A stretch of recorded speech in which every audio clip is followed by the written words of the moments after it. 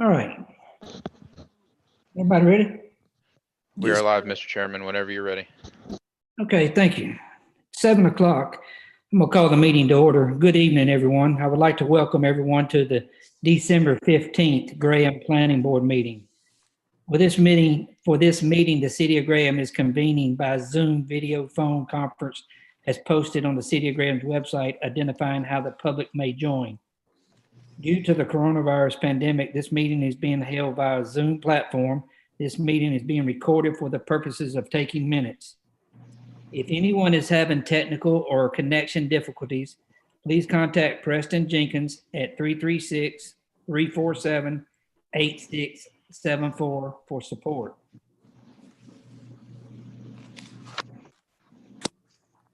For items not on tonight's agenda, public comments to address the board at this meeting, please indicate that you wish to do so by raise your hand feature on Zoom, or if by phone, press star 9, and a meeting host will notify me that you wish to speak. As a preliminary matter, I am Chair Dean Ward. I would like to confirm that all members are present and can hear me tonight. Mr. Moody? Yes, sir. Mr. Bernesh? Yes, sir. Mr. Chrisman? Yes, sir. And Mr. Chin? Yes, sir. Mr. Bailey? Yes, sir. Great, thank you. All right, Ms. Jolly, can you hear us? Yes. Okay, and, Nathan, can you hear us also? Yes, sir. Okay, let's proceed. We'll start the first thing by asking everyone if they've had a chance to review the minutes, and if so, I'll entertain a motion, last month's minutes.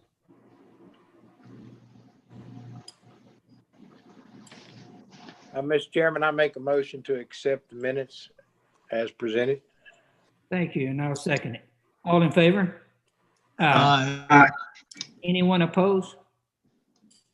Great. I did not vote because I was not here. Was Thank not you. present at that meeting. Thank you, Mr. Chrisman. He abstained. Thank you. All right, Nathan, I'll be ready for the first thing.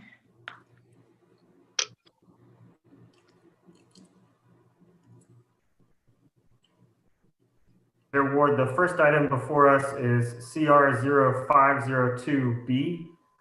This originally came before the Planning Board Council in the year 2005 and was approved for approximately 100 townhomes.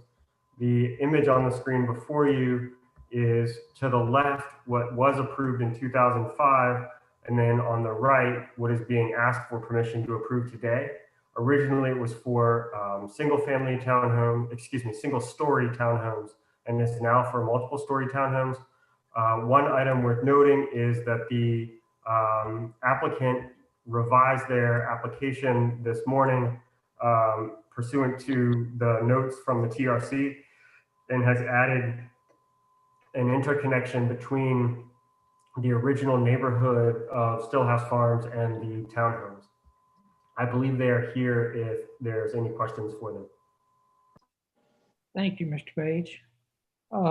Is the applicant here that would like to tell the board a little bit about what the new changes are?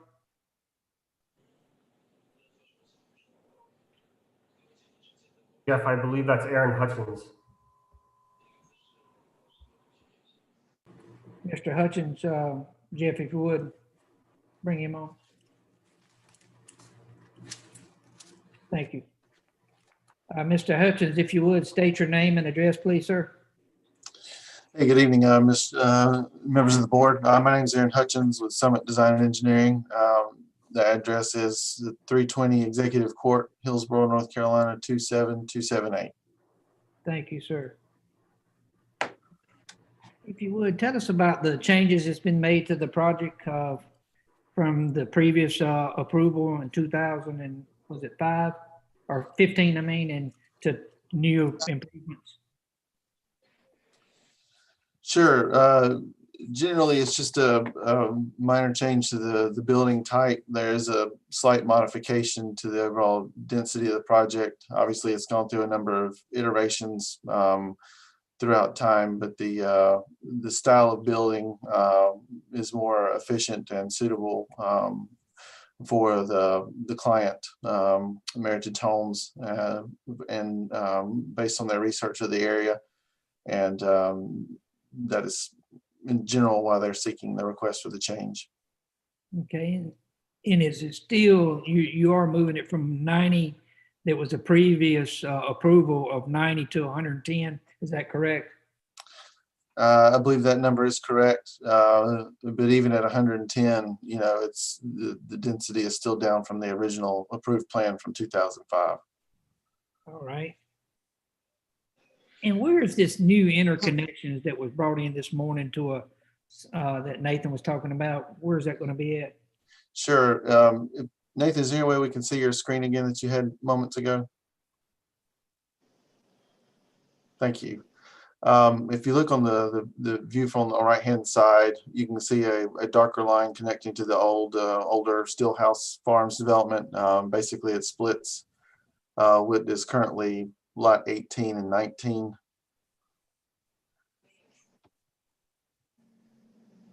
Okay. It's just to the left and down a little bit from that larger pond.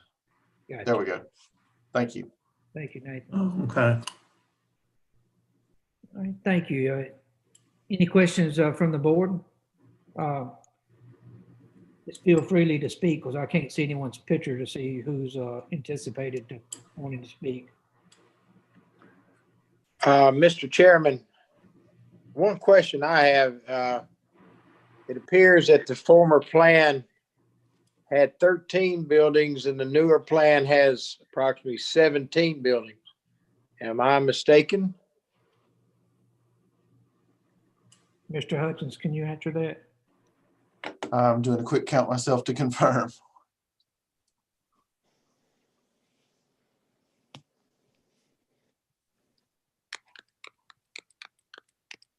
That is correct. Are the townhouses the same as floor planned previously, or are they more dense since you have more buildings?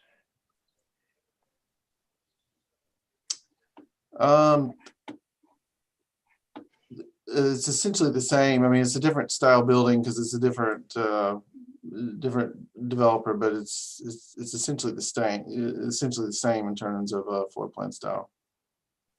Well, it looks like your density has increased.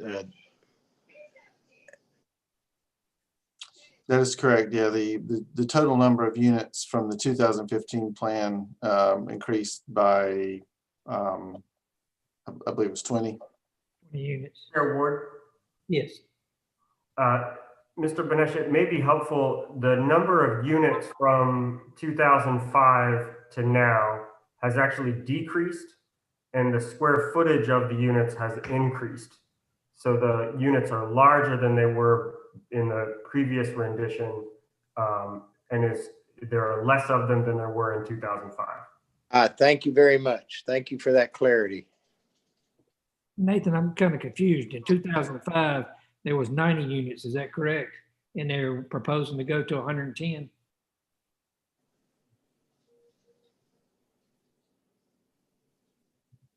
I had a larger number in 2005, I'll confirm. Okay, thank you. Well, that was a confusing part, Nathan, in that the 2005 approved site plan showed 13 buildings and the new proposed site showed 17 buildings.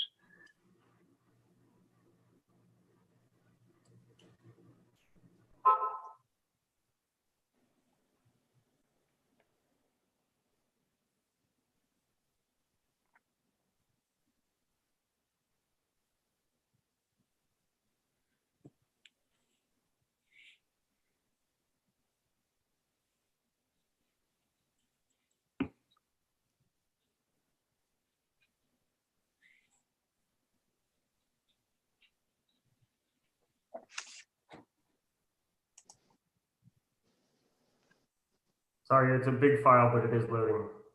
Yes, sir, not a problem.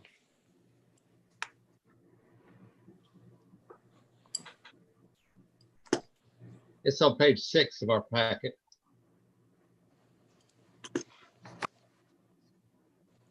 Six. That's correct. Thank you, Eric.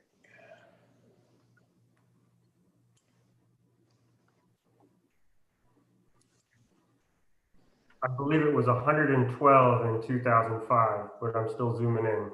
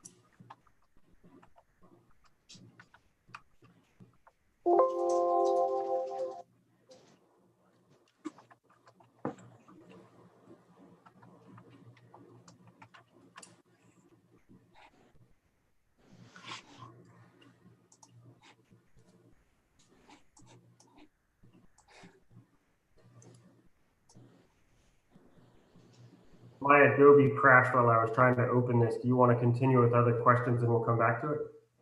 That'll be fine. Certainly don't want to hold it up on that issue, but I'm just was wanting to get some points of clarification on density, so we can move back to that. Thank you, Mr. Benesh. Anything else, Mr. Benesh, at this juncture? Nothing else that concerns me with that. No. Mr. Chin? Nope, I'm okay. All right, Mr. Moody No, sir, not this time. and Mr. Chrisman. Yeah, I'm confused where the other road cuts into this. I saw on the big plan, but I don't see on the site plan on page 6 of our packet. Correct. That was changed this morning. Oh, okay. You want us to bring the big picture back up? Yeah, if you would, so I can see where it comes in. Thank you. Mr. Page, would you handle that? Mr. Yeah. Chairman, excuse me for just a sec. Yes, ma'am. The yellow around. Okay. Okay, I see it. Thank you.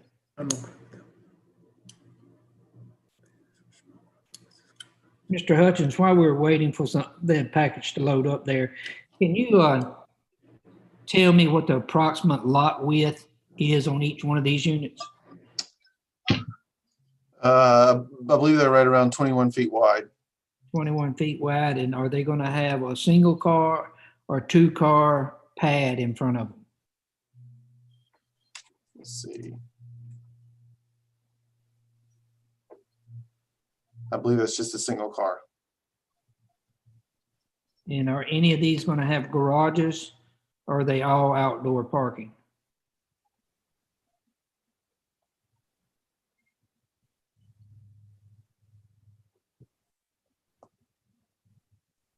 They'll have garages.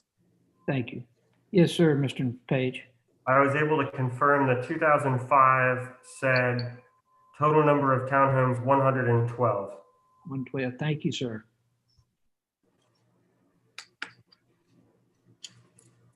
Mr. Chairman, I can see why there's confusion.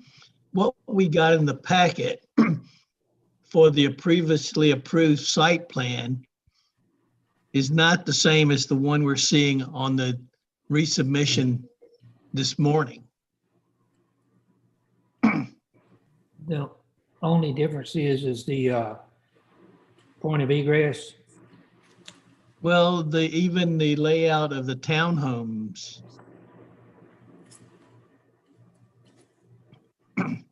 Because if this represents these little the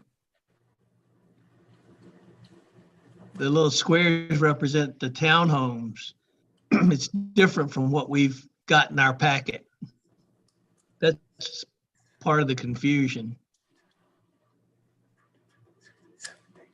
I don't I don't see that. My package appears to look like what Nathan has up on the screen, except it's just turned sideways. Well, Mr. Chairman, what I have here in my packet, it says previously approved site plan. That shows the 13 buildings. And then the new one below it that is highlighted in green and a pink color Yes, shows 17 buildings. Mm-hmm. that's And correct. the layout is different. Yes, the layout is, yes. That's Right. Uh-huh. Do you have that second picture, Mr. Chin? Not in my packet, I didn't. It's on page 2 or 4. Yeah, which is page 6 of the total thing. The proposed packet is the same. The previous design is different. Correct. That's correct. Yes, sir. But what you're showing on the screen versus what we have in the package. I must have downloaded a different, because on my 2 of 4, the previously approved site plan does not look like the previously approved site plan on what's showing on the screen. I agree. Mine does not either. Yeah, they are different. That was one of the reasons for the question. I believe that Chair Ward and Mr. Benesh were the only members that were serving on the planning board at that time. But there was an amendment done in 2015 that I put in the packet that had, if you guys remember, it was senior only living. Yes, that's correct. And that's the one that's in your packet. The one that's on the screen is the original approval from 2005. Okay. Yeah. Yes. Correct. Okay.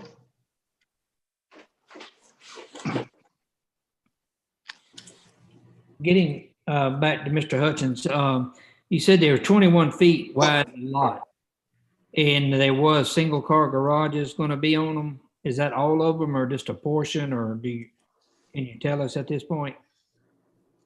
Plan is for all of them. All of them, okay. Is there going to be any on-street parking?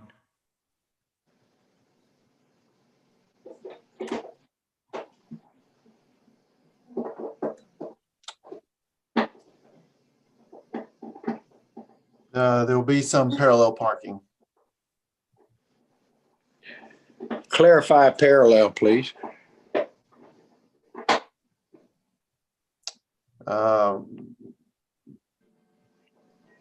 You put 2 in a driveway or 2 on the No, street? parallel in alignment with the roadway along the roadway edge. So to answer the chairman's question, to be parking on the street. What is the width of those streets? The proposed width on those 26 feet. And are these going to be city streets, or are these going to be private streets?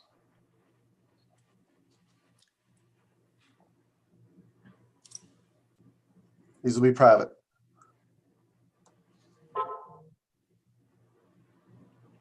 Thank you, sir. Any further questions from board members?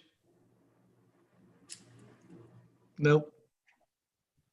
I don't have any. Great.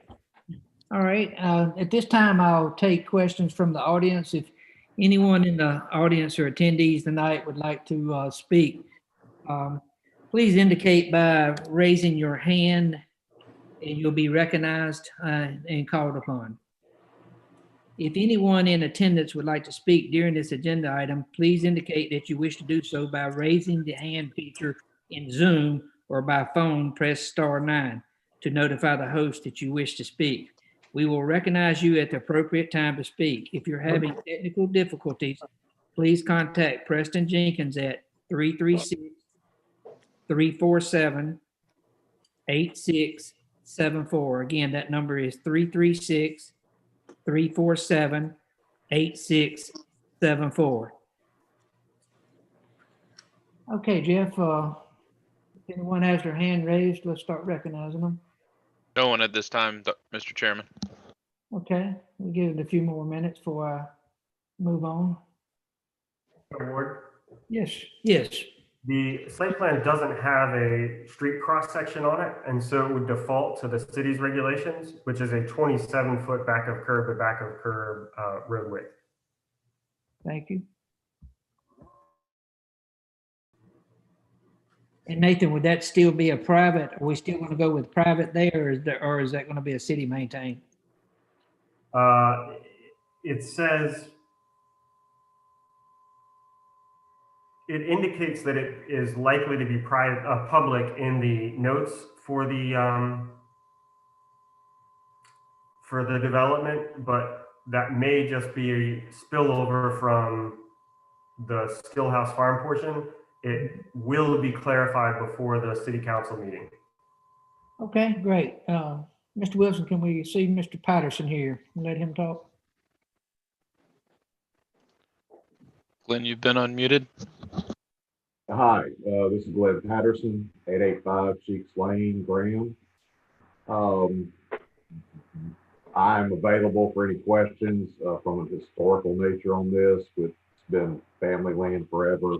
My dad did the original development with his two partners. So I'm available if there's any questions. Thank you, Mr. Patterson. Any questions from the board for Mr. Patterson? None at this time, Mr. Chair. Mr. Bailey? None. Mr. Chin? Not at this time, sir. Mr. Moody? No, sir. And Mr. Christmas? I have one for Mr. Hutchins, if that would be possible. Yes, sir. Go right ahead. Exhibited on the drawings, I can't determine if there's sidewalks along there or not. And it looks like, according to these architect drawings, that there's a little green space between each driveway, but there's no sidewalk. Is that correct? And I apologize for that. It may be hard to see, but yes, there are sidewalks along this side of the road. It's a light yellow color.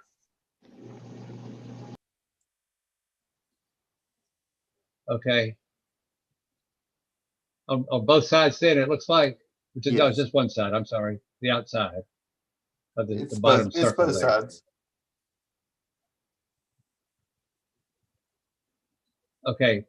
Will there be sidewalks connected on the connection back into the newly added connection there between the pond and whatever that other building is up there? We'd have to coordinate that with TRC. We haven't factored that in at this point because we were just evaluating the TRC's comment or request from the fire department to have another connection. Okay. And the TRC also said looking for a sidewalk on Cheeks Lane. Yes, and we can agree to that. Yep.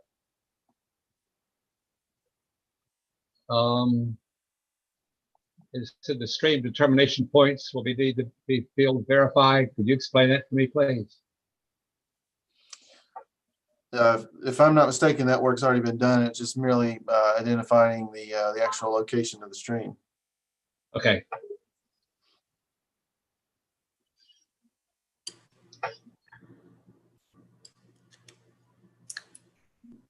Does the sidewalk on Cheeks Lane just go from the length, one end to the length of the property from, I guess, northeast to southwest?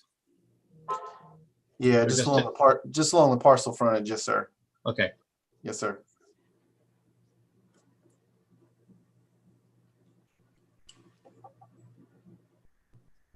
That's all. Thank you.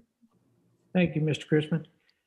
Mr. Hutchins, just one more follow-up question. What type of safety measures are you taking for your erosion control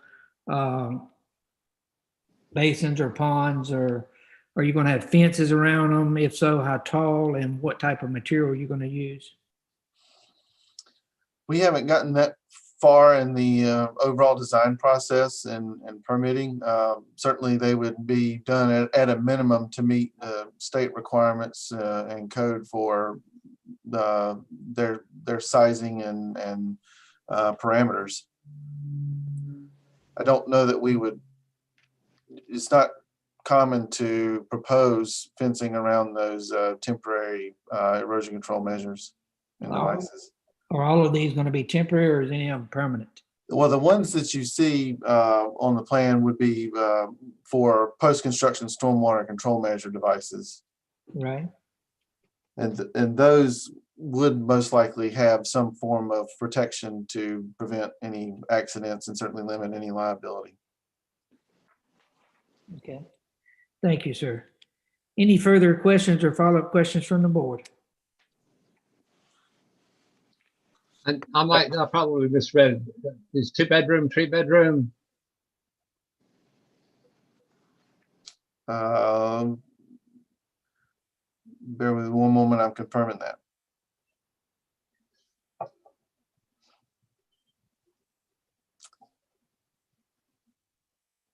I don't think they've fully decided that at this time.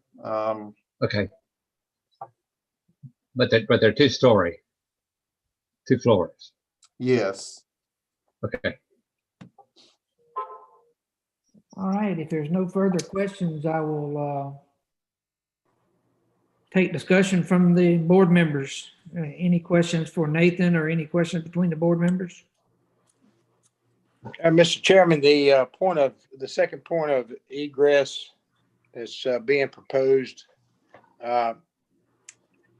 when are we going to be able to actually see that on the planning?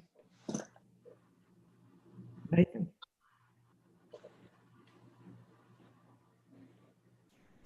Mr. Banesh, it should be on your screen at the moment. All right, hold a second.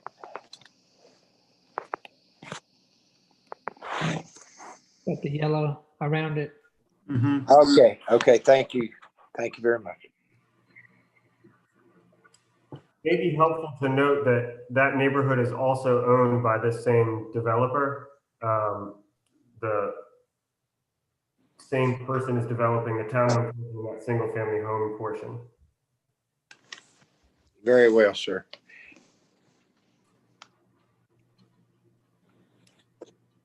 Any further questions or discussion from the board?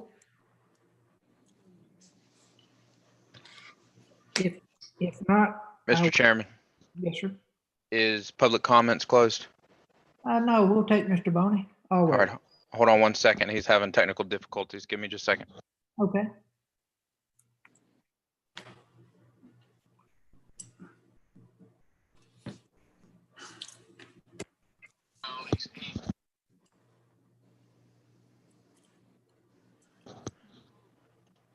Mr. Boney, you've been unmuted. Go ahead.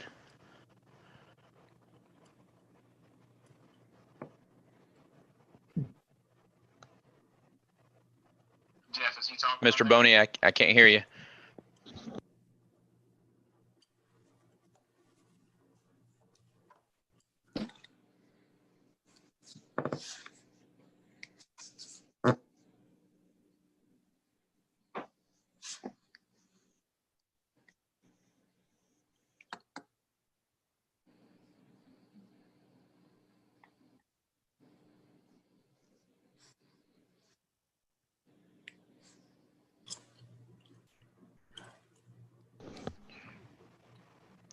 Mr. Boney, we can't hear you. I'm not sure you're still having the same problem as you had the other meeting. Probably the incorrect microphone is selected. I'm gonna pull up the phone number for you to call in. Stand by just a second. I got it for you. 336-347. That's different number, Mr. Chairman. Okay, thank you. Tom, the number you want to call is 253-215-8255.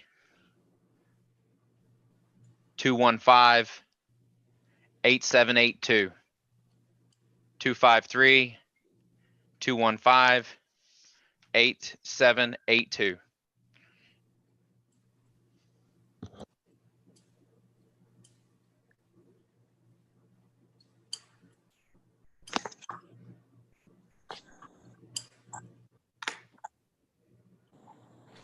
While we're waiting for him to call, Mr. Chairman, a question in regards to the site plan. Those single-family houses that are shown to the left of the proposed CR that we're discussing, they've not been built. Is that correct? Are you talking about the lots that are up there by the yellow? Or are you talking about? That's identified as phase one. Mr. Patterson, can you answer that question?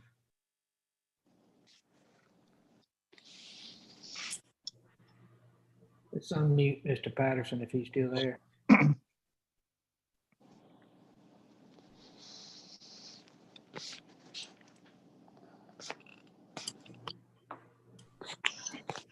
Yeah, can we unmute Mr. Patterson? Yes, sir. Sorry, I'm working on Tom Boney's issue. 1 second. Yes, sir.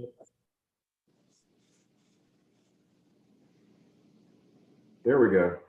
No, they have not been built. The same developer is working on that plan and hopefully to begin construction fairly soon. Okay. Thank you, Mr. Patterson. You're welcome.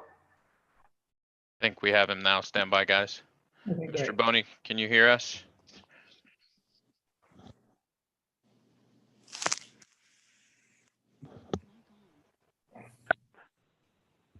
Okay, Jeff, can you hear me now? Yes, sir. Go ahead. And Mr. Chairman, can you hear me now? Yes, sir, Mr. Boney. Welcome. All right, I apologize for my technical difficulties. Could I get a clarification though? I heard the explanation that the original was 112 units, but I'm unclear on how many are in this new plan. Townhouse units.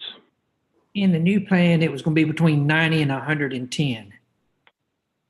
All right, and I guess my question is, I don't understand that range when it's showing what seemed to be a specific layout. I don't understand how that's a variable. Mr. Page? That would be a question for the developer, sir. It is a site plan specific approval. So if this was approved as this plan is, it would be for what is presented here. And how many are presented there? Mr. Hutchins?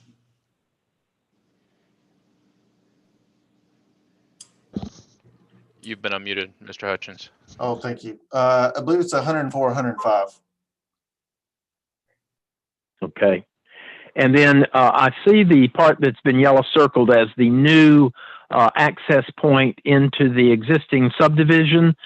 But I don't see is where the previous access was. I don't see any road that looks like it connects to any outside road. Am I missing something? There's currently a connection shown on to Cheeks Lane. Right at the bottom there. You see it, Mr. Boney? All right, but that, and it's got some sort of median there, so that's the what was formerly the main entrance. Yes, you've just yellow highlighted it. That's correct. Okay, thank you, Mr. Chairman. Thank you. That's all my questions. Thank you, Mr. Boney. Okay. All right, there's no one else, so let's, I asked the board, I'll just poll the board again if there's any more questions for Nathan or discussion. No. All right, and if not, I have a question for Mr. Page. On townhouses, I imagine there'll be an HOA. You own your individual home with a zero lot line if you have a middle unit. Is that correct? It could certainly be designed that way. The city is not permitted to discriminate whether a unit is renter or owner occupied. Well, yeah, but okay.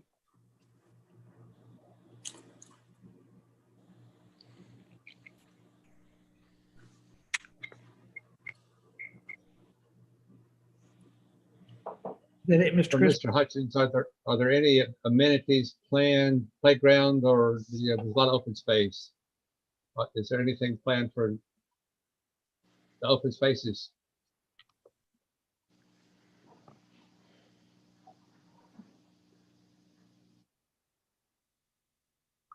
Unmute Mr. Hutchins, please.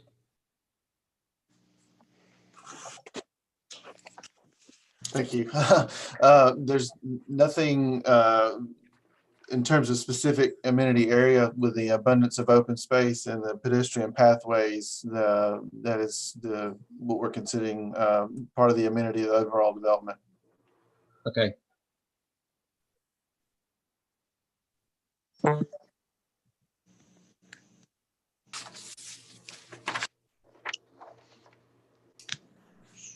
Any further questions or discussion? If not, then I'll entertain a motion.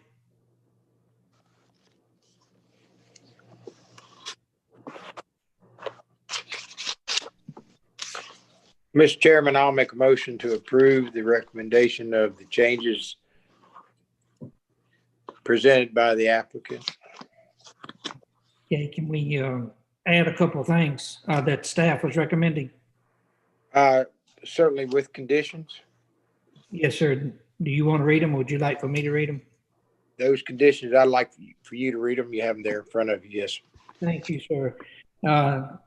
Recommends that a sidewalk, that the developer will supply a sidewalk along Cheeks Lane, and that the final site plan must be submitted to and approved by TRC before a building permit and or a certificate of occupancy will be issued. I have a motion. Do I have a second? Mr. Chairman, before the third condition was the second access point.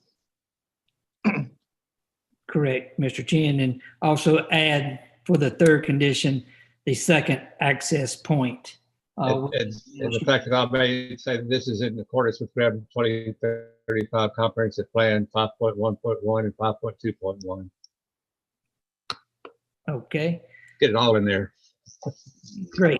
Got a proper motion, and do I have a second? I'll second. All right. All in favor? Aye. Any opposed?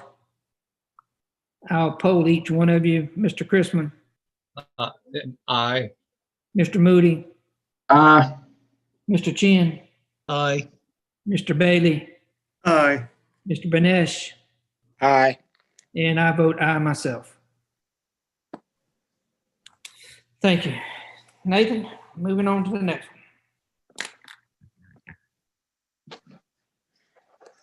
Yes, sir, Chair Ward. As that one has already been approved for the subdivision back in 2005, you won't see the subdivision application for it. Next application before us is conditional rezoning 2005 Colonial Heights. This is a request to rezone the two subject properties to conditional residential. The proposal is for single-family residential and associated accessory uses. The property was originally reserved for the proposed southern loop. The proposed rezoning includes a maximum number of dwelling units of 200, which would come to a maximum density of 3.5 dwelling units per acre. The developer has suggested a 30-foot evergreen screen along the northern, eastern, and southern perimeters of the property.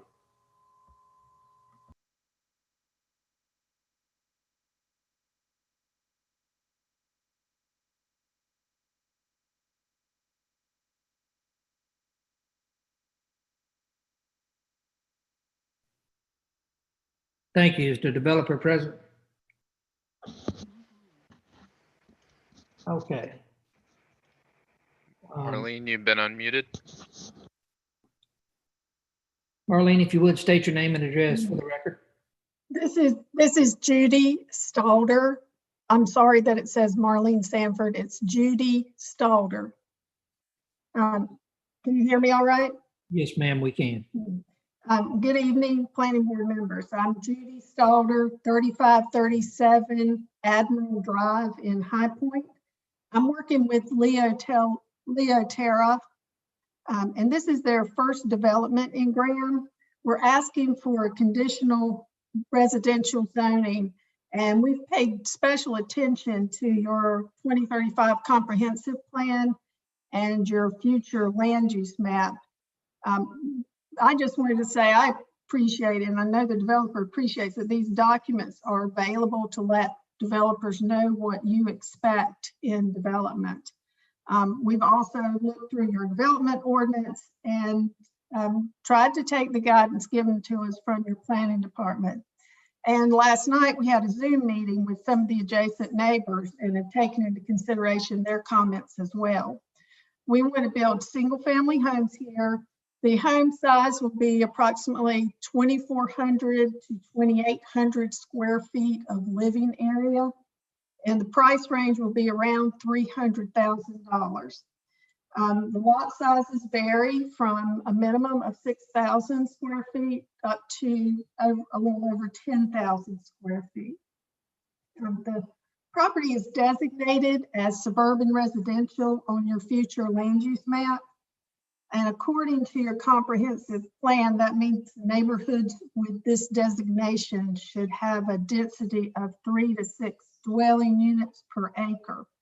We're proposing 193 lots on 57.29 acres, which is right at 3.5 units per acre.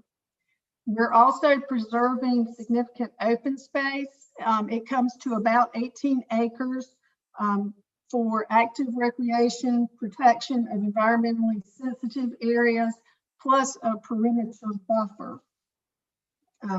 As required by the development ordinance, we're proposing sidewalks on all of the streets that we're building.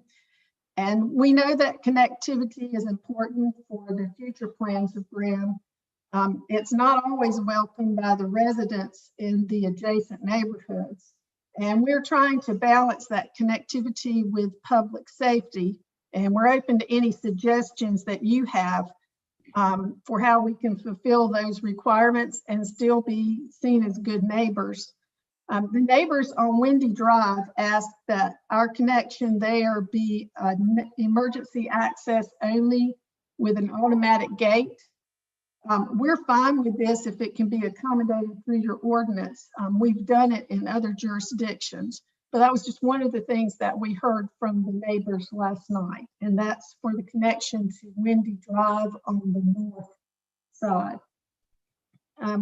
We want to be good neighbors, and that's why we proposed a 30-foot wide buffer around the perimeter of the subdivision.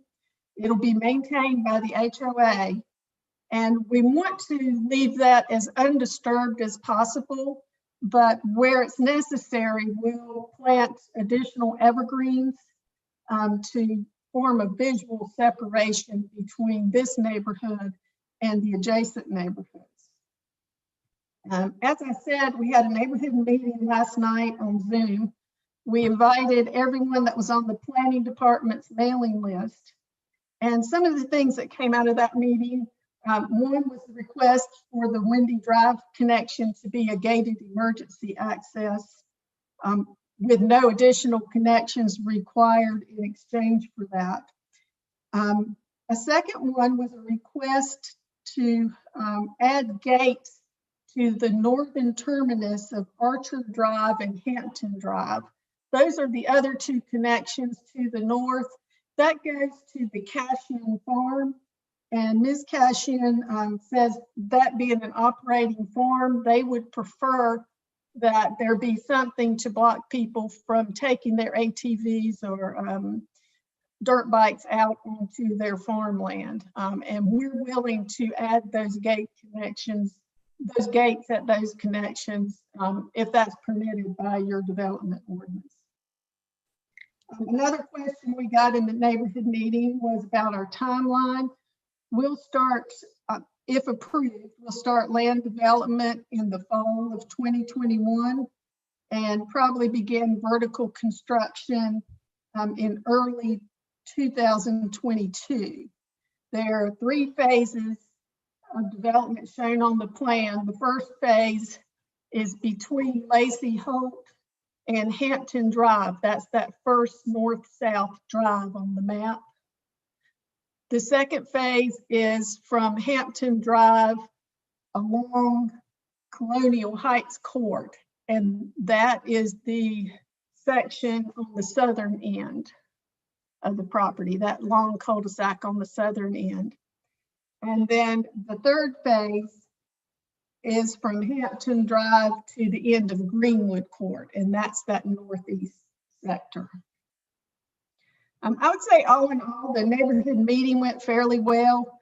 I don't think anyone's ever happy to give up access to 57 acres that they don't have to maintain or pay taxes on. But the owner of that property, Mr. Holt, is facing a deadline with the Forestry Service where he either has to sell the land or clear cut the timber on it. And faced with that, I believe this rezoning and subdivision plan are better than that alternative. I want to thank you for listening to my comments tonight and let you know that Kai Bunker from Leo Terra Development is on this meeting as well. And also Vince Townsend, who is our engineer from Green Mountain Engineers. They're here to answer your questions, and I'll be glad to answer questions too. So thank you again. Thank you, ma'am. Any questions from the board? For Ms. Judy? I'd like to state, Mr. Chair, that I received an email from Ms. Salder yesterday, as well as one from one of the participants who wants to speak today, expressing pretty much what Ms. Stalder said earlier about the subdivision. I just want to let me know that I got an email. Thank you, Mr. Chrisman. And I also got those emails, I think, with other board members having notified me also. Okay. Thank you for the telling that. And if you would, Nathan, just make a note there, the email that I forward you, if you would attach it to this file, please, sir. Clear. Can I ask a question to Ms. Statler? Yes, please. The three roads to the south, are they going to access the subdivisions adjacent to them? The road, the first road to the south, that's Hampton, I believe, goes to an undeveloped parcel. The second road going east, that's Archer Drive, is at the end of I'm not sure that that area is built yet either. And then that third section going down goes to a paper right-of-way that has not been built, a road that has not been built. So the Darrell Drive is there, but that piece of right-of-way that would connect Darrell Drive to this property has not been built. But it could be. Yes, the right-of-way is there. Okay, thank you. Mr. Page, is that right away across Darrell Drive from Tonewood Court? It appears to be an empty lot in there. I just highlighted it if that's helpful. There's a dedicated right of way that has not been improved. Yeah, that's the one. Nathan, if you would, how about highlighting the areas of the stub house that she was saying that the neighbors was wanting a gated access, the Windy Drive and the other one also. Windy Drive is this one. I wasn't able to catch where the other ones were. We're getting kind of busy with highlighting. Do you mind if I remove the phasing? Yeah, that'll be fine with me.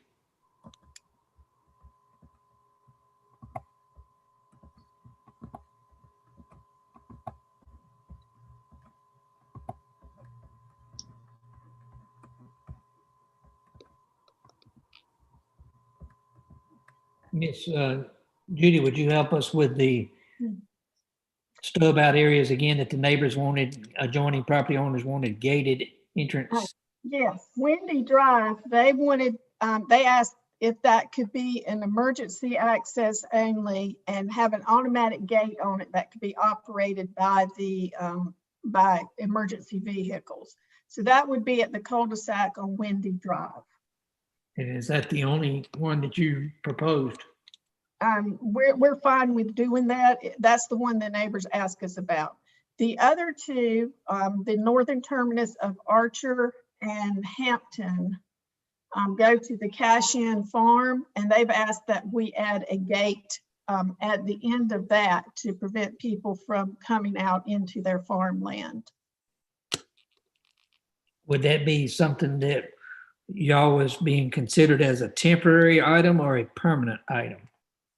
I would think that that would be temporary, depending on how that, I mean, the roads in there to connect to a future subdivision.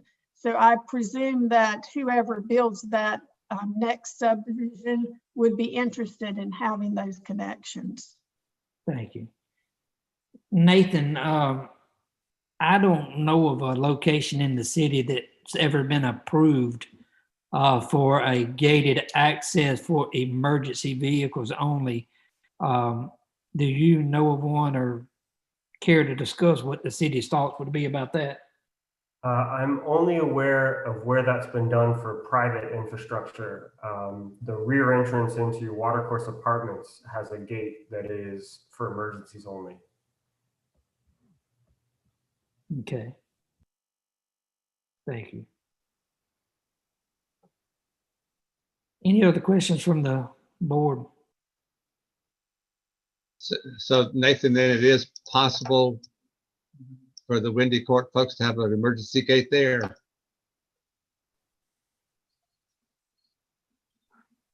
That decision is significantly higher than my pay grade. It could be a recommended condition of the rezoning if it was desirous of the planning board. It would increase emergency response times and reduce an extra connection that would require more traffic on Lacey Holt and Monroe Holt if somebody was driving to a friend's house that was 300 feet away.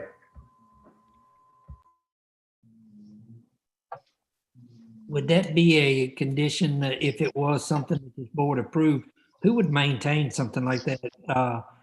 The city or a homeowners association? I can assure you that the city would not be interested in maintaining a private gate. Okay, thank you. Here at Waterside, where I live, they have an emergency gate on the back side of the complex that has a, I guess, a emergency vehicle key fob or whatever that they can open the gate. And the same thing at Watercourse. And I think it's maintained by the company that owns our apartment complex, Southwood. Any other questions for the applicant or the engineer of the applicant?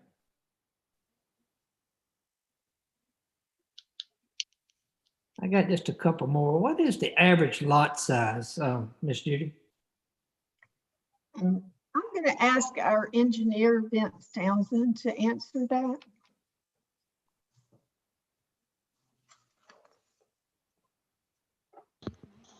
Who was that again, Mr. Chairman? Mr. Townsend, Vince Townsend.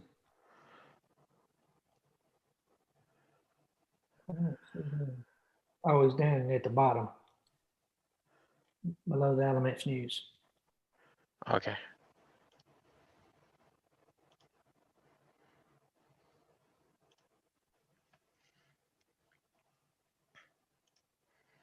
Vince, you've been unmuted. Go ahead.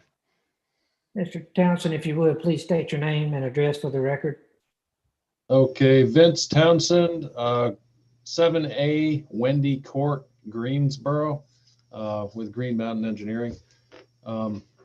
The average lot size is a little over 6,000 square feet.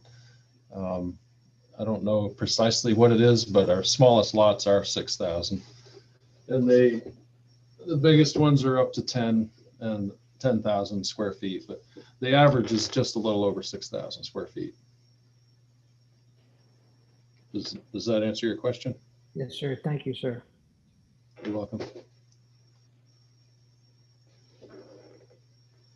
Mr. Bailey, you have any questions?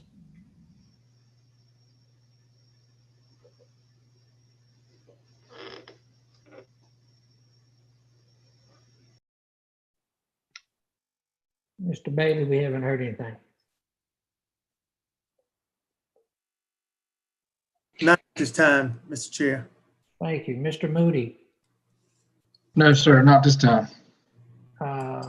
Mr. Banesh, My only question was answered. I was more interested in the average size of the units themselves on those lots.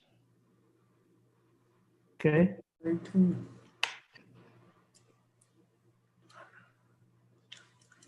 Like Mr. the Thompson? size of the houses. Yes, sir. 24 to 20.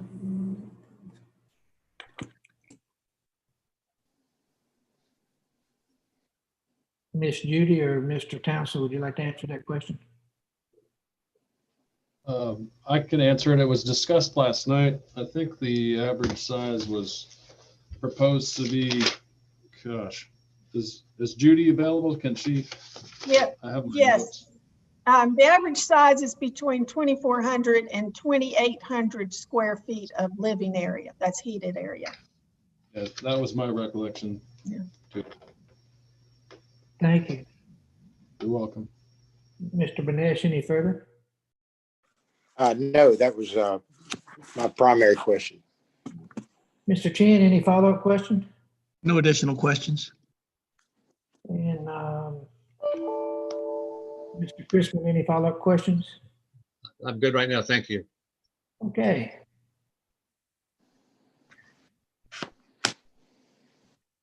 All right, at this time, I would like to open questions up from people attending the Zoom meeting. And if anyone in attendance would like to speak during this agenda item, please indicate that you wish to do so by the raise your hand feature in Zoom, or if by phone, press *9 to notify the host you wish to speak. We will recognize you at the appropriate time to speak. If you're having technical difficulties, please contact Preston Jenkins at 336-347-8674 to provide your comments to be read. Okay, let's see if we got anybody. Miss Cashin, you've been unmuted. Go ahead. Oh, wait a minute. I'm gonna have to promote them. Stand by. Okay. They have an old version of Zoom.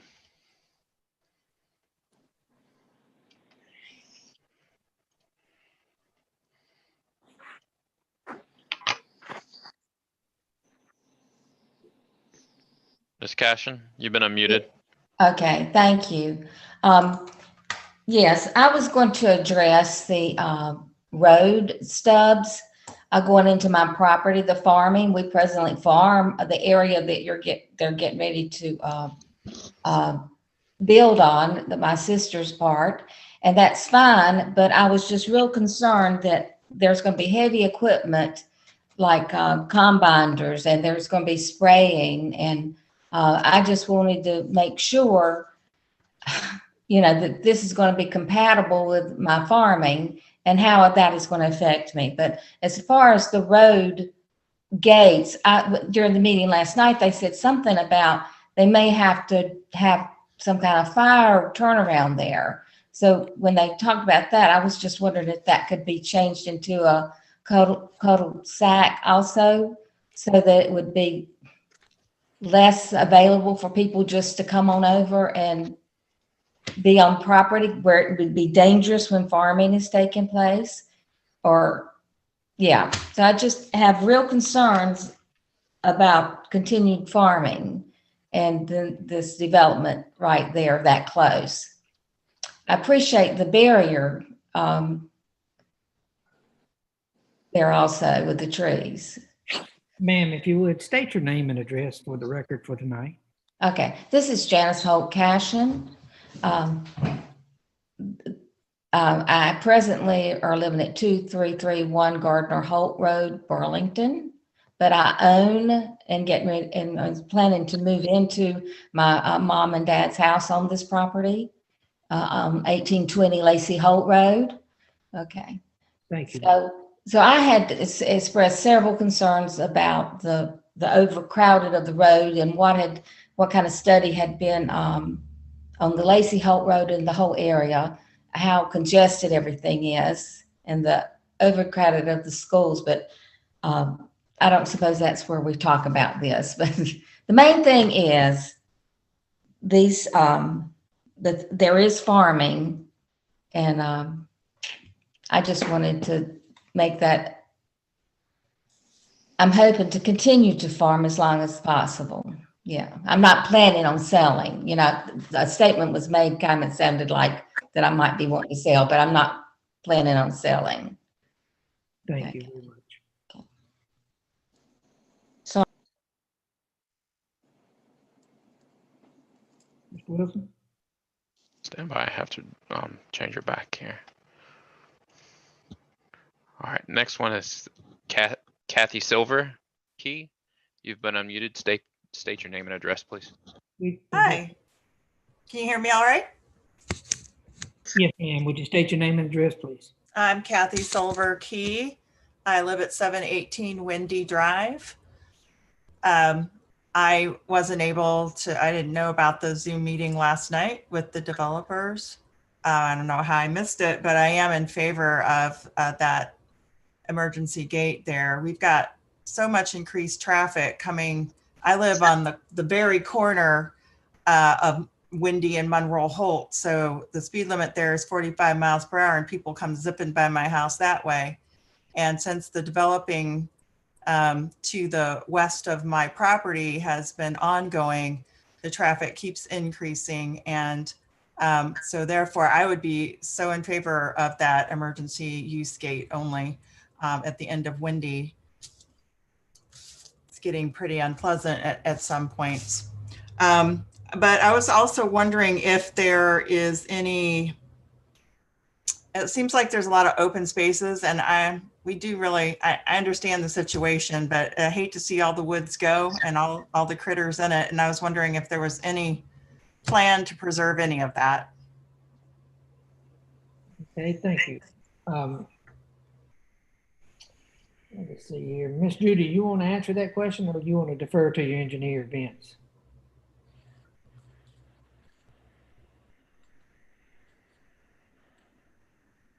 Bring Miss Judy back on, please. Hold on. Yep. Thank you. Yes, we're preserving around 18 acres of open space. That includes the perimeter buffer, the buffer along the creek, which will remain undisturbed, and then the area that you see in green around the two cul-de-sacs to the east, plus the areas at the northwest corner, and then between the two entrance roads for from Lacey Holt. Oh, okay. So the open spaces include a buffer of trees. That's what that means? Yes. Okay. Thank you. Thank you, ma'am. Okay, let's bring on the next one. Next one is Christy Lynch. Christy, you've been unmuted. State your name and address, please.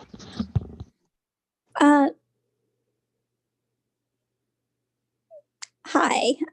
Yes, my name is Christy Lynch, and I live at 1725 Darrell Drive. And I think my concern is just like everyone else. It's just in general the traffic that's in this area now due to other neighborhoods that are within the same vicinity that are being built. I would encourage the board to, if you have not been down Rogers Road or Monroe Holt Road, to please do so. We have kids that are playing and, so just the extra traffic on top of what we are already dealing with is kind of a main concern. And also, is the property, the lot sizes, is that an already for sure determined thing? Because to me, that 200 homes, that seems like a lot of homes and a lot of traffic. So that was my questions. Thank you, ma'am. Nathan, would you like to respond to any of that? I'm happy to respond to any of the questions that you may have with it. I think you're aware of the parameters of the conditional rezoning. That's correct. So, ma'am, at the present time, this is what's proposed. This is not what's been approved. I hope that answers your question for right now.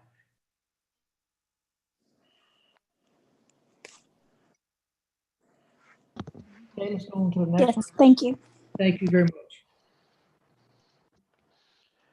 Next one is Lindsay McKinney. Lindsay, you've been unmuted. State your name and address, please. Yes, this is Lindsay McKinney. Can you hear me okay? I can. Okay. I'm one of the ones that sent you the email today. The email was mainly referring to the access road. We have a lot of kids in our neighborhood, and several of them are straight down Wendy Drive. And as it is, we're always having to dodge kids running out into the road on scooters and chasing balls and stuff. It's a very, very kid-friendly community. They're constantly outside. I mean, I can't think of a time I've driven down the road. If the weather's nice, there's not a kid outside. And it really does concern me because our cul-de-sac specifically is a draw for kids. They come down here. We have 2 basketball goals down there. They come down to play basketball. They come down there to ride their bikes. And I'm very concerned about people coming around that corner and smacking a kid. Because there are going to be a ton of homes. I mean, 200 is, that's going to be a huge community. And I just don't think it's a safe thing for people to go racing down when you drive to get through to that community. So I'm one of those that strongly is requesting the emergency access only, because like I said, we have tons of kids out on Wendy Drive constantly.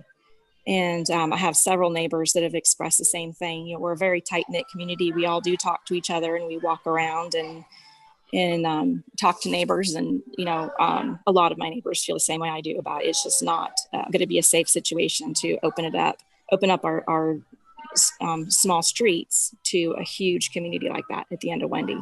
My other concern was about rezoning, and this I didn't mention in the email, but rezoning to have bigger lots because, for one, the overcrowding would be a big concern. You know, schools are already crowded, and the roads are going to be damaged, and you know, I don't think it's a good idea to be so overused and so crowded.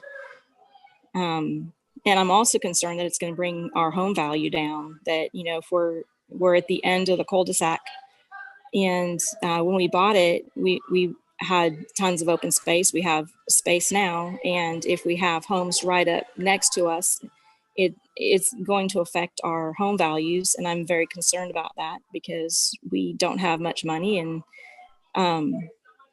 you know, I don't want to lose our home value. So those are my concerns about, you know, if you make bigger lots, it will affect our home values less than if you crowd them in. I mean, it's like sticking them in a cattle car or a sardine can. You know, you can only fit so many houses on a property and not have it affect our community in a negative way. And that's just really not fair because, you know, we work hard, and we, you know, we have value in what we have, value in our land and property. And I don't think it's fair for you guys to take that away from us because you want to put in a very crowded community right there. So that's my voice.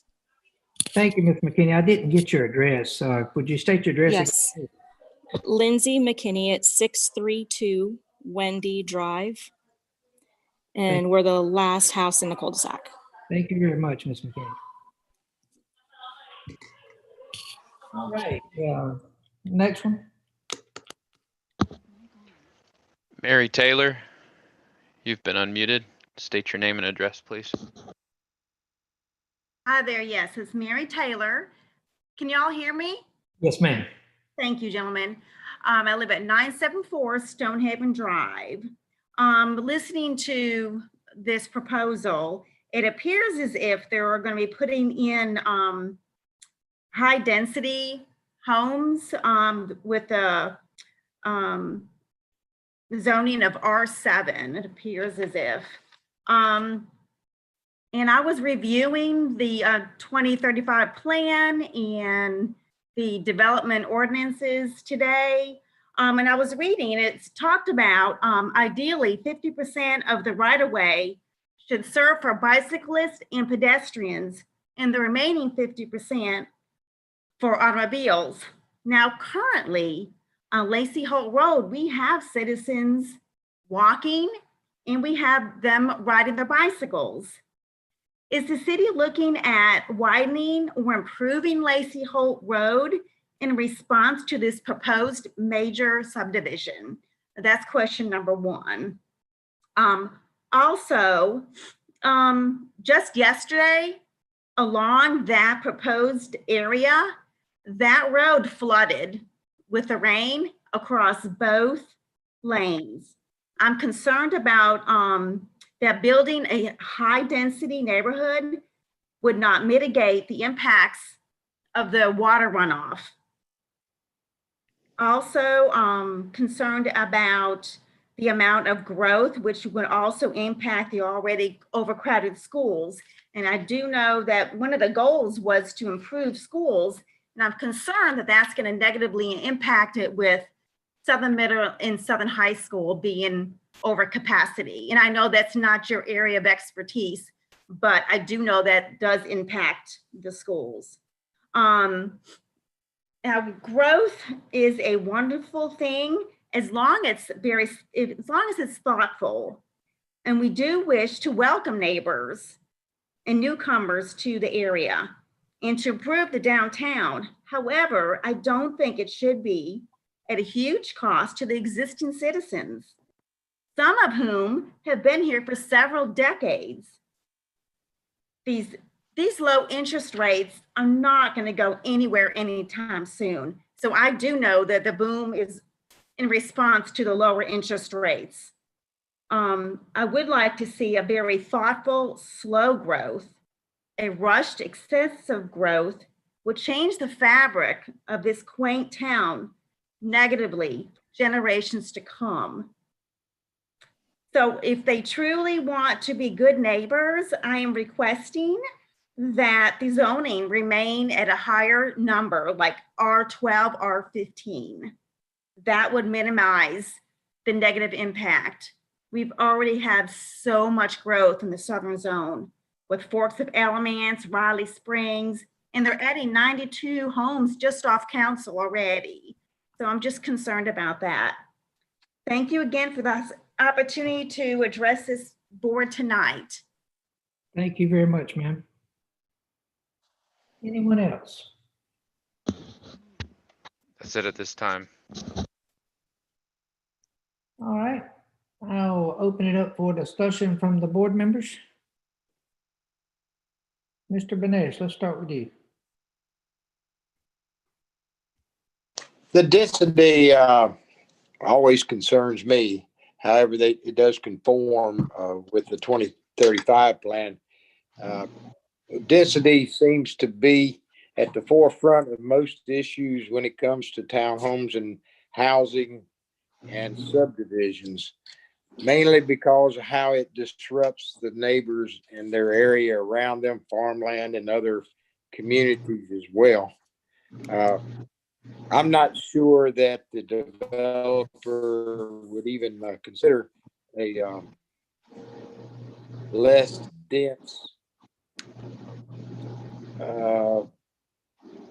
say an R9 or an R12, but it is a question that I would like to ask of the developer. Miss Judy? Please unmute her. I'm going to defer that question to Kai Bunker with Leo Terra. Okay.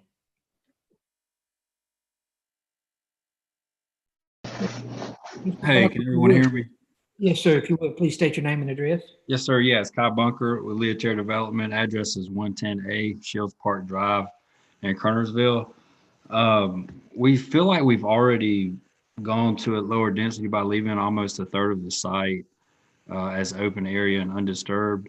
And so we would not really like to go that route because we feel like we've already have just with the massive amount, almost 20 acres, as Judy or it was Vince that mentioned earlier that we're leaving us open. Thank you. Any particular reason for leaving that much area open and not possibly conceiving the idea of an R9 and R12? Yeah, well, we felt like we've just a small developer, but we've done a few of them before, and it is always a point of concern with the neighbors, and so that's why we've tried to leave as much area open as we could, but still have the project be feasible for us and have the current landowner they want to sell it. So it just kind of makes the ends meet, and we have tried to leave most of the lots are pushed up towards Lacey Holt. If you look at that back half of the property. There's less lots are back there. I don't know the exact number that are on that back half, but we've tried to be conscious of the surrounding neighbors and keep most of the lots up front.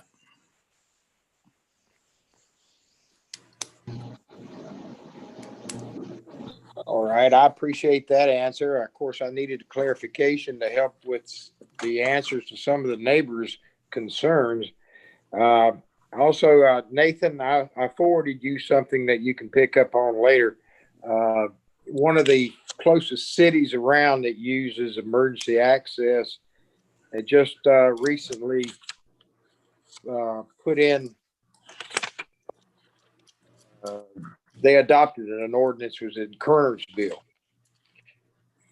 They're having some issues there, mainly with vehicles parking in the areas, and they're having to police those areas to make sure there's nothing in the way in case an emergency vehicle had to get through there.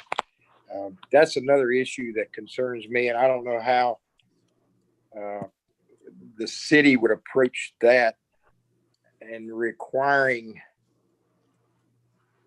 this developer to put in those particular emergency gates, and whether or not we could actually require that in a zoning. I don't see how we could, but it is something I would like clarification of.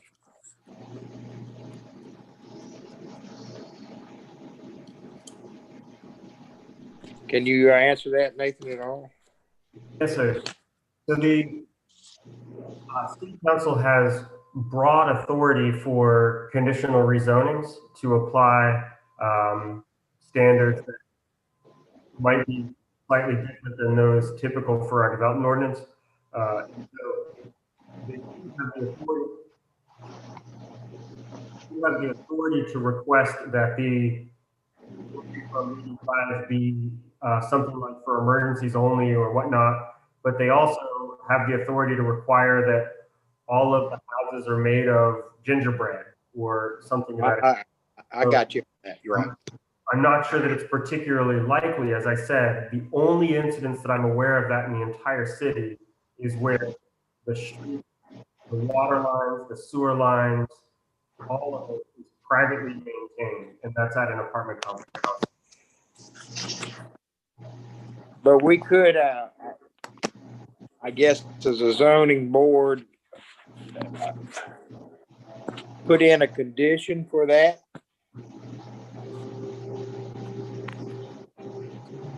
We can make that recommendation to the city council. Yes, sir. Okay. Thank you, sir. Nathan, would you bring up a zoning map of all the properties around this particular parcel so we can see the zoning?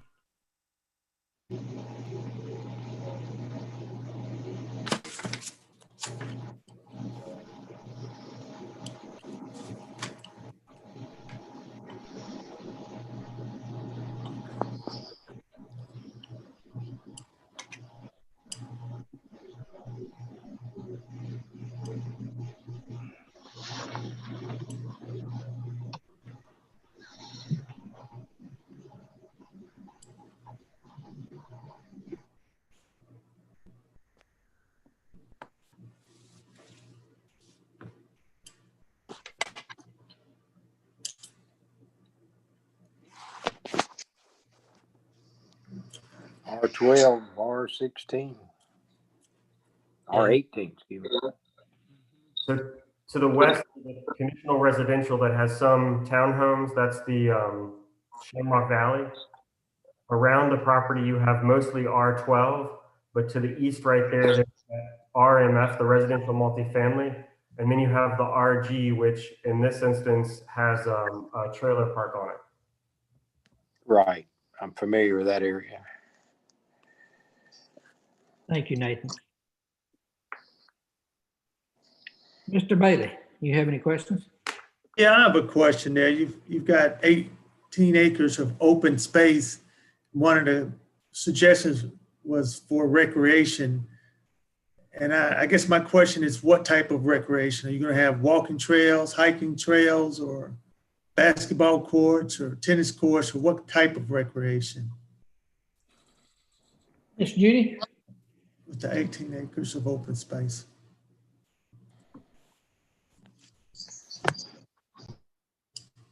Let's bring Mr. Buckner and Miss Judy on.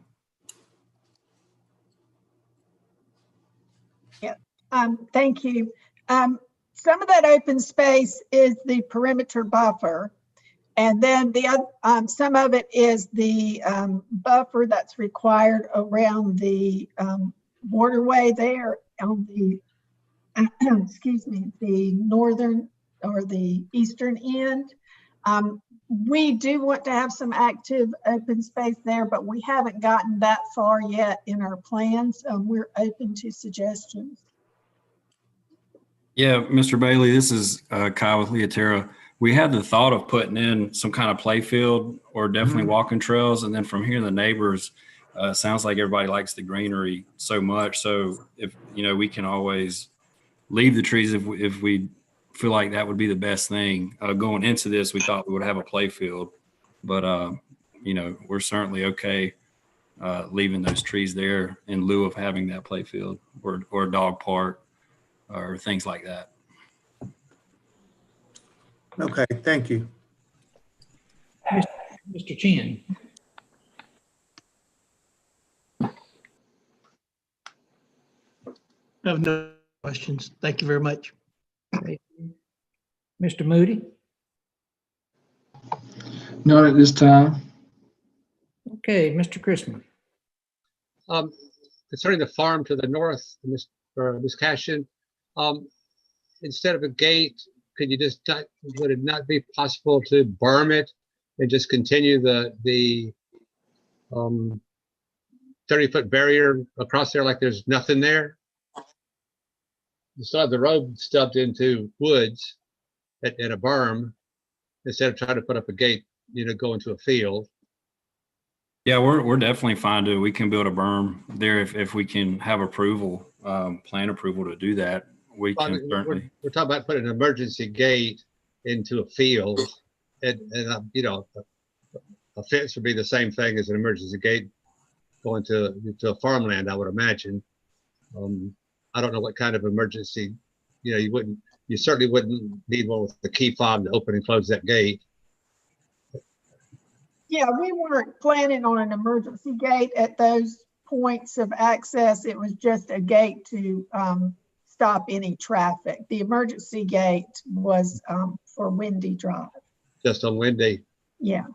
And the Windy Road or the Windy cul-de-sac, that wouldn't be until phase 3 of the construction. Would that be used for construction equipment before phase 3 started to be built? Would all that come in off Lacey Holt? Our construction equipment would be coming off of Lacey Holt. That's right.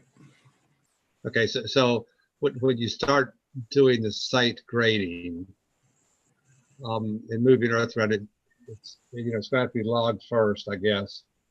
And then how much dirt are you going to have to move in the eastern side around the stream and the open area? I don't think we know that. Vince, do we have any kind of number on that yet? I think we're too early, but Vince might know. And I also want to say with Windy Drive, if we like, I feel like planning and fire department, everybody wants that access, but we're totally fine to remove that road altogether. If the fire department and planning and everybody else is okay with that. I just want to throw that out there too. And we would still have less than 30 lots going into that section. So that's all I need to say there. Vince, do you have any kind of, number or anything to add about the disturbed acreage in the back? We really don't have any earthwork numbers yet. I don't know. I mean, the topography on this site isn't terrible, so it'll be less than most of the sites we're doing these days. But I really don't have any numbers on the earthwork. We will try to balance the site though, so there's no haul in or haul out, to minimize traffic on public roads. So I'm afraid we don't have any earthwork numbers yet. Then a question for Nathan. If that road is removed going into Windy, is that too long of a cul-de-sac for services or whatnot? In there an ordinance about the length of a cul-de-sac? Yes, but it could be approved as part of a conditional rezoning. Okay, thank you. Nathan, the parcel to the south, down towards the bottom right of the zoning map here, that's R12. Is that the parcel that the council just approved a couple months ago? Was that approved a couple months ago for subdivision? The piece that doesn't have any streets in it? Well, all of these, yes, the one that don't have the streets in it, kind of big, large piece, the R12, and it's R18 right behind it. Yes, so that one was recently approved by council, and I believe the subdivision came through you guys last month. That's right. And what was the ultimate outcome of council as far as zoning? What did they approve their lot size? Was it R12? The zoning map is updated, yes. Okay, thank you. Thank you. Any further questions from the board for the applicant or Mr. Page? If with the open space and the number of units going in there, the number of houses fits into the suburban growth plan. And you normally consider the total acreage divided by the total number of houses to get the average lot size. Is that not correct? Absolutely, because this would lock up that future open space into land that would never be developable again. Okay, considering the open space and using the suggested subdivision density plan, what does that technically put the lots at? What size? So you're asking for the approximately 60 acres divided by the 200 lots would be about 13,500 per lot. And then you take out the streets and all that other stuff. Yeah, okay.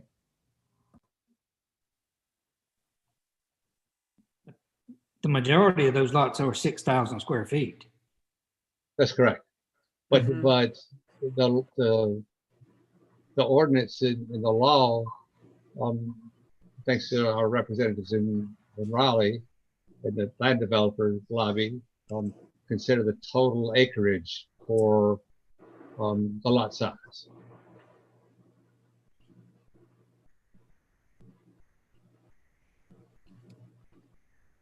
Is that a fair statement, Mr. Page?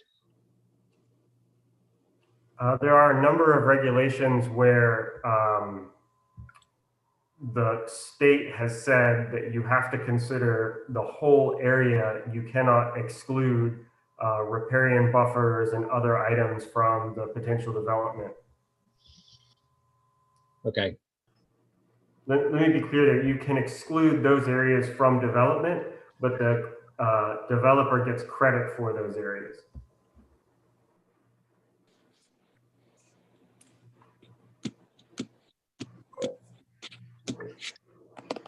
Then a follow-up on that, if the Windy Drive stub out was not approved, or that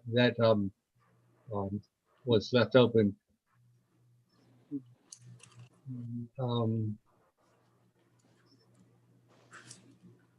that would spread out like, would that just remain an empty space? Future access, what would become of that space where the road is now? It would be up for the planning board to make a determination. It's worth noting that this parcel has legal access to both Natalie and Windy Drive that was platted at the time that Windy Drive and Natalie Drive were created, just like Miss Cashin's farm is proposed to have access to Hampton and Archer Drive. Okay, so on Natty Drive, the same possibility occurs then, right? Yes, sir. Okay.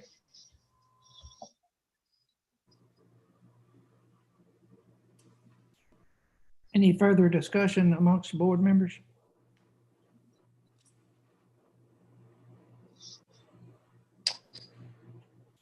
I will entertain a motion then.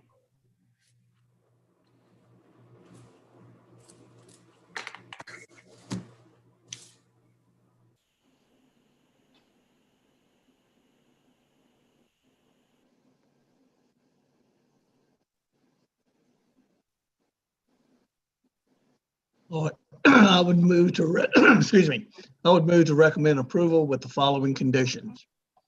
That an emergency gate be installed on Windy Drive and the cul-de-sac to be used by emergency vehicles. That a berm would be extended across the property to preclude anyone from using the farmland for recreational purposes because it is an active farm.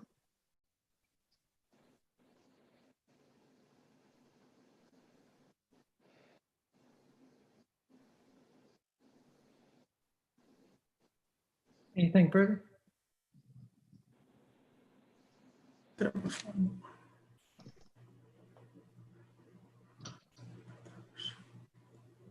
Mr. Chin, may I recommend you flip to page 16 in your packet? Page 16.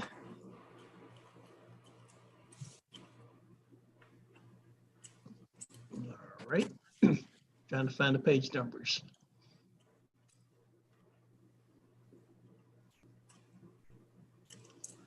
Hold on, I think I'm reading the wrong.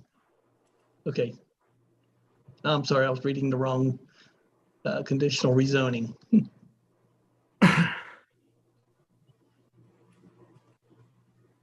Okay.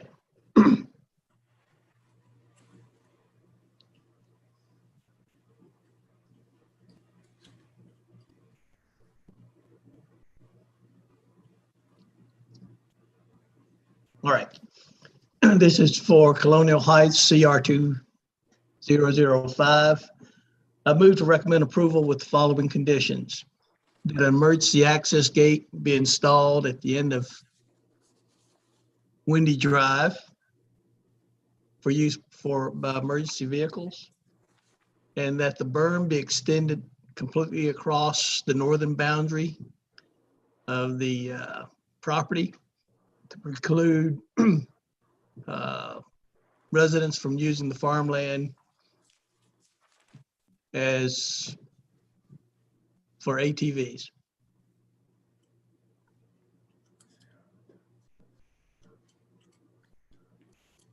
I have a motion. Do I have a second? Mr. Chrisman, you're muted. I'll second that if Mr. Chin will add just to continue the 30-foot buffer across the berm. Right. The application is consistent with the Graham 2035 comprehensive plan. I'll second that. I have a proper motion. All in favor? Aye. Aye. Aye. All opposed? Chair Ward, Yes. if I may, before you poll the board members, I understood Mr. Chin's motion to be a berm across the entire northern portion of the property adjacent to the farm. I believe the request was for a berm at the road entrances. the whole northern edge of the farm may significantly alter the drainage patterns in that vicinity and would likely be not recommended by stormwater engineers. Mr. Chin, would you like to modify your motion or would you like to stay as is?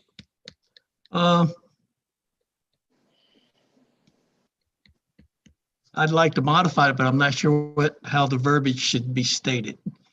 Where it would not be so the berm would only extend to cover what parts of the farmland? If I may make a proposal for the condition? Sure. A berm be extended across the accesses to the property to the north to preclude residents from using the land for ATVs. Okay, I'll accept that. Could that be a berm or a suitable barrier? That'd be the same as a berm, but is there some kind of barrier to block those roads from going into the farmland?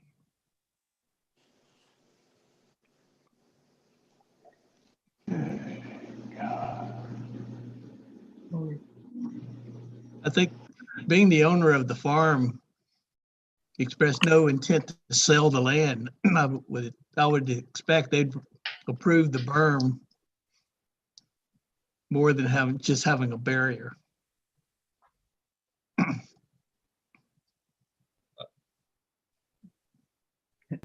Okay, do we have our motion in place? Does anything want to be added or taken out?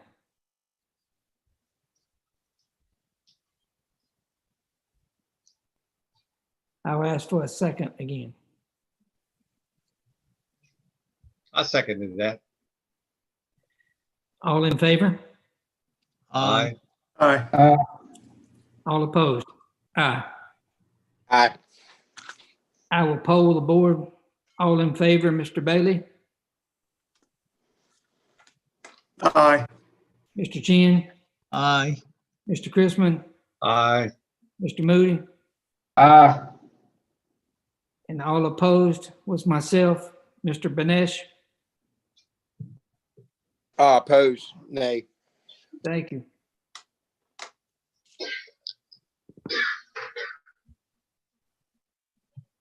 Okay, Nathan.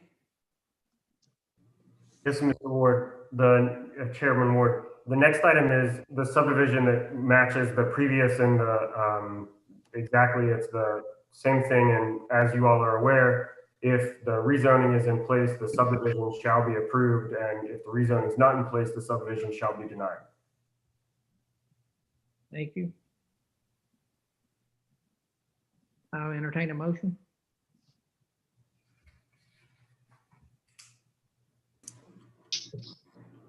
I'll make the motion that the approval as presented in accordance with the 2035 comprehensive plan. I'll ask for a second. I'll second. All in favor? Aye. Aye. All opposed? Aye. Aye. And I'll poll each one of you again. Mr. Moody? Aye. Mr. Bailey?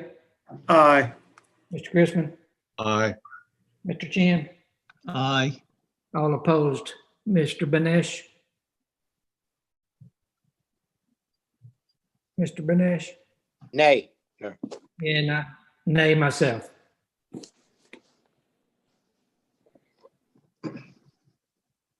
Mr. Page? The only other item is the continuation of the 160D. The attorneys are still reviewing the document and haven't provided final comments on it yet. Haven't provided any comments on it yet. Anybody have any discussion about the 160D that they want to address with Nathan? I apologize for not being here last meeting. I had read through 100 or 300 pages of it, read all the red, made copious notes, and I can't find them. That's what I get for not being here, but I will be prepared. It's your fault, Dave. You said I read it. I wanted to be called out on it. But I had several questions, but since the lawyer hasn't read it yet, hasn't gone over it, hasn't presented anything, I'll reserve my comments until at least next month, Thank or you. until an appropriate time. How's that? Thank you. Mr. Chairman, did you present our requests about having an outside lawyer review it, No, sir. city council? No, sir, I did not.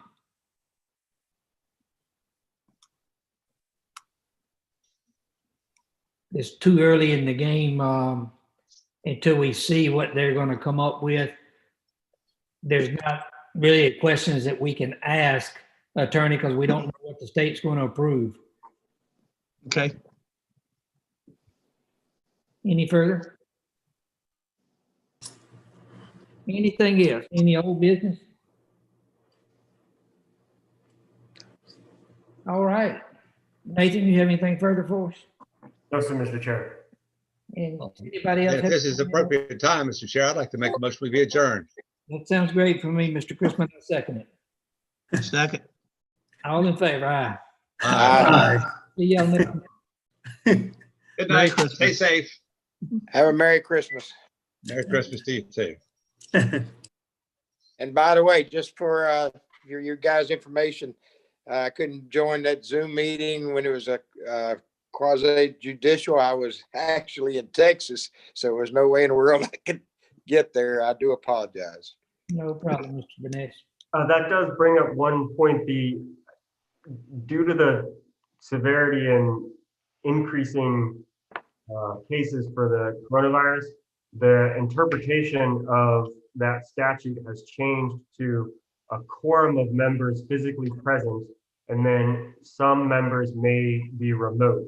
It's only a remote meeting if a quorum of the members are not physically present.